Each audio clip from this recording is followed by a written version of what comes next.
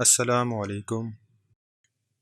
وسائل میں کمی کا تکلیف دہ احساس ہمیں رفتہ رفتہ ہو رہا ہے۔ تقریباً ہم سبھی نے یہ پڑھا ہوگا کہ پانی کا مسئلہ سنگین ہوتا جا رہا ہے یا تیل اور شہد کی مکھیاں کم ہو رہی ہیں، لیکن ایسی اور بھی کئی چیزیں ہیں جن سے ہم محض بد انتظامی کی وجہ سے محروم ہو رہے ہیں۔ یہ وہ چیزیں ہیں جو روزمرہ زندگی میں ہم پر اثر انداز ہوتی ہیں۔ ہم نے یہاں ایسی 6 چیزوں کا ذکر کیا ہے۔ دوستوں سے گزارش ہے کہ ہمارے چینل تاثیر ٹی وی کو سبسکرائب کر لیں اور ساتھ بیل بٹن کو بھی ضرور پریس کریں۔ زمین کے مدار میں گنجائش۔ سن 2019 میں تقریباً 5 لاکھ اجسام یا ٹکڑے زمین کے مدار میں گردش کر رہے ہیں۔ ان میں سے صرف 2000 فعال ہیں، یعنی وہ مصنوعی سیارے یا سیٹلائٹ جنہیں ہم روزمرہ کی زندگی میں مواصلات، جی پی ایس یا ٹی وی شوز دیکھنے کے لیے استعمال کرتے ہیں، جبکہ باقی وہ ملبہ ہے جو راکٹ خلا میں داخل ہوتے وقت پیچھے چھوڑ جاتے ہیں یا جو مدار میں مختلف چیزوں کے ٹکرانے سے پیدا ہوا ہے۔ تو پھر مسئلہ کیا ہے؟ یہ 5 لاکھ اجسام وہ ہیں جو ہمارے مشاہدے میں ہیں، جبکہ اس میں روزانہ اضافہ ہو رہا ہے۔ جیسے جیسے ٹیکنالوجی مزید بہتر ہو رہی ہے، ویسے ویسے چیزوں کو مدار میں بھیجنا آسان ہوتا جا رہا ہے۔ اسے انسانوں کے لیے اچھی خبر سمجھا جا سکتا ہے، لیکن ہماری سڑکوں کے برعکس آسمان کی ٹریفک کو قابو میں رکھنے کے لیے کوئی نظام موجود نہیں۔ ہمارے پاس ایسا بھی کوئی نظام نہیں کہ زمین کے گرد چکر لگاتے ملبے یا باقیات کا صفایا کر سکیں۔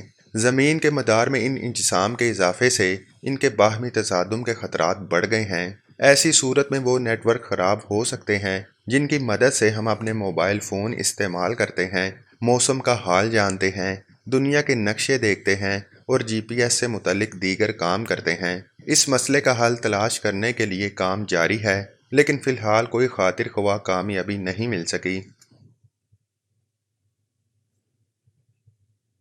کیا آپ نے کبھی سوچا ہے کہ آخر ریت بھی بلا دنیا سے ختم ہو سکتی ہے؟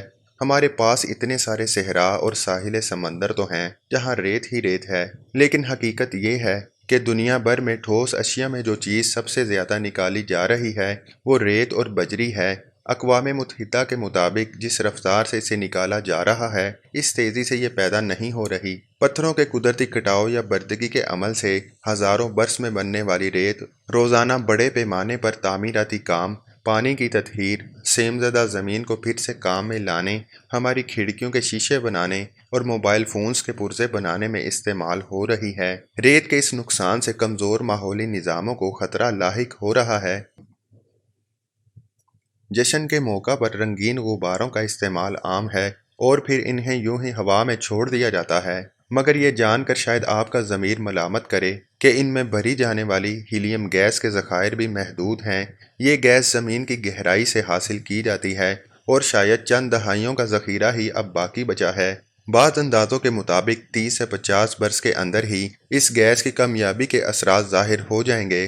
اس کی کمی سے جشن ہی پھیکے نہیں پڑیں گے، بلکہ ہمارا علاج معالجہ بھی متاثر ہوگا، کیونکہ یہ گیس ایم آر آئی یا بدن کی اندرونی تصویر کشی کرنے والی مشین کے مقناطیسوں کو ٹھنڈا کرنے کے بھی کام آتی ہے۔ اس نے سرطان، دماغ اور حرام مغز کی چوٹ کی تشخیص اور علاج میں انقلاب برپا کیا ہے۔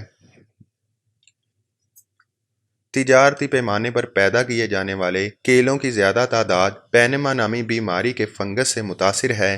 ہم جو کیلے کھاتے ہیں اس کا تعلق کیلے کی اس قسم سے ہے جو کیونڈش کہلاتی ہے۔ پینما نامی فنگس کیلے کی اس نسل میں تیزی سے پھیل سکتی ہے۔ ایسا پہلے بھی ہو چکا ہے۔ سن 1950 میں اس بیماری نے دنیا بھر میں کیلے کی پوری فصل تباہ کر دی تھی، جس کے سبب کاشتکاروں نے گراس میچل نامی کیلے کی قسم چھوڑ کر کیونڈش قسم اگانا شروع کر دی تھی۔ ماہرین کیلوں کی ایسی اقسام تیار کرنے میں مصروف ہیں جو فنگس کے مقابلے میں مدافعت رکھتی ہو اور کھانے میں لذیذ بھی ہو۔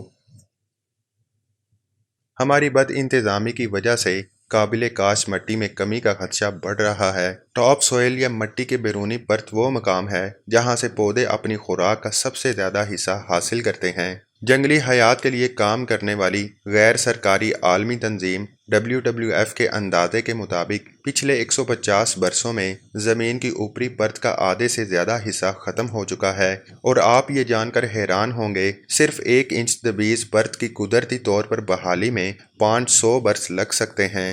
زمین بردگی یا کٹاؤ، شدید کاشتکاری، جنگلات کی کٹائی اور عالمی حدت میں اضافہ جیسے اسباب کے بارے میں خیال ہے کہ ان کی وجہ سے زمین کی قابل کاشت پرت کو نقصان پہنچ رہا ہے۔ اسی پرت پر ہماری خوراک کی پیداوار کا انحصار ہے۔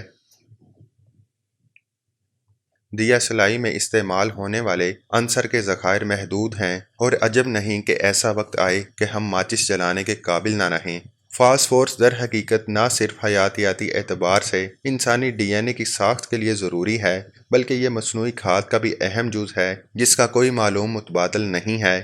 جس رفتار سے معاملات آگے بڑھ رہے ہیں، اس سے اندازہ ہوتا ہے کہ فاسفورس کے ذخائر 35 سے 40 برس تک ہی چل پائیں گے، جس کے بعد ہمیں بھوک ستانے لگے گی۔